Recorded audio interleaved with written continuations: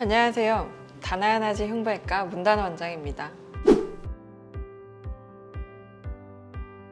수술 후 가장 치명적인 부작용으로는 심부정맥 혈전증이라고 해서 수술한 혈관이 아닌 다른 큰 혈관에 혈전이라는 피떡이 생김으로 인해서 우리 전신에 영향을 줄 수 있는 부작용이 있을 수 있습니다. 하지만 대부분 심부정맥 혈전증의 경우에는 수술 중에 전신 마취나 하반신 마취를 하지 않는다면 대부분 바로 일어나셔서 20-30분 정도의 걷는 운동만으로도 심부정맥 혈전증을 충분히 예방할 수 있습니다. 열로 인한 치료로 인해서 발생할 수 있는 부작용으로는 아무래도 혈관 근처에 신경이 같이 주행하다 보니 근처에 신경이 다치는 경우들이 간혹 있습니다. 이 신경이 다침으로 인해서 감각이 무디다든지 간혹 어떤 분들은 운동신경이 좀 떨어지는 경우들이 있는데 대부분의 경우에는 시간이 오래 걸리긴 하지만 돌아오는 경우들이 많으며 요즘 초음파들은 고성능 초음파를 통해서 대부분 신경을 피해서 수술을 진행하기 때문에 부작용은 흔치는 않습니다. 그 외 흔하게 발생할 수 있는 일시적으로 왔다가 지나갈 수 있는 부작용으로는 수술 후 멍이 든다든지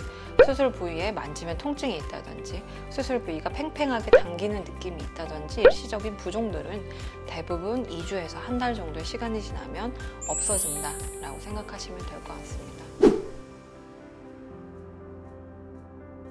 레이저 치료만이 갖는 부작용은 앞서 말씀드렸듯이 심부정맥 혈전증의 가능성이나 아니면 수술한 혈관 근처에 신경이 다치는 신경 손상의 가능성이 아무래도 열을 사용하지 않은 클라리베인이나 베나실 치료에 비해서는 신경 손상의 가능성이 조금 더 올라간다는 부작용이 있을 수 있습니다. 그리고 수술 부위의 통증이라든지 당기는 증상 또한 클라리베인보다는 조금 더 길어질 수 있습니다.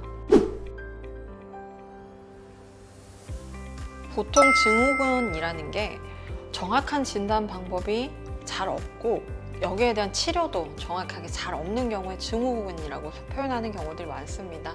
하지불안 증후군 또한 정확한 진단 방법이 있다기보다는 하지의 불편함을 유발하는 여러 가지 원인들을 배제하면서 진단하게 되는 질환이긴 합니다. 하지불안 증후군 역시 하지정맥류처럼 오후나 저녁, 밤이 되면 증상이 점점 심하게 나타나고 다리를 불편하게 하는 증상이 하지정맥류와 비슷하기 때문에 사실 그냥 구분하기는 쉽지는 않긴 합니다. 하지불안 증후군을 갖고 계시는 분들은 초음파를 검사한 후에 하지정맥류에 대해 진단을 받으시는 분들이 많긴 합니다. 하지불안 증후군 진단을 받고 약을 복용하시는 분들 중에 하지정맥류를 갖고 계시는 분들이 4명 중에 1명은 하지정맥 질환을 갖고 있기 때문에 결국에는 정확하게 판단을 하시려면 하지정맥에 대한 검사를 받아보시는 게 좋고 하지불안 증후군을 갖고 계시면서 하지정맥에 대해서 치료를 받으신 분들 중에 90% 정도는 증상의 호전을 보인다고 합니다. 하지정맥류를 갖고 계신 분들 중에서도 하지불안 증후군을 갖고 계시는 분이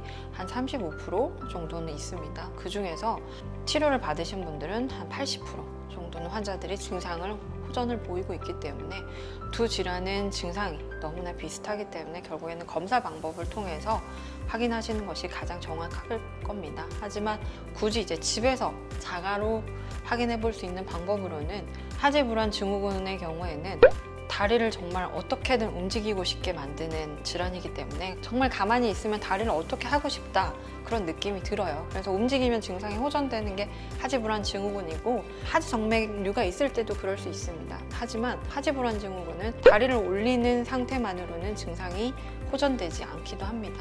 그 상태에서 다리를 들어 올렸을 때 증상이 좀 편해지면 하지정맥류일 가능성이 높다라고 생각하시면 될 것 같아요. 하지정맥류 치료의 최선의 선택이 되고픈 다나야나지 문다나 원장이었습니다. 감사합니다.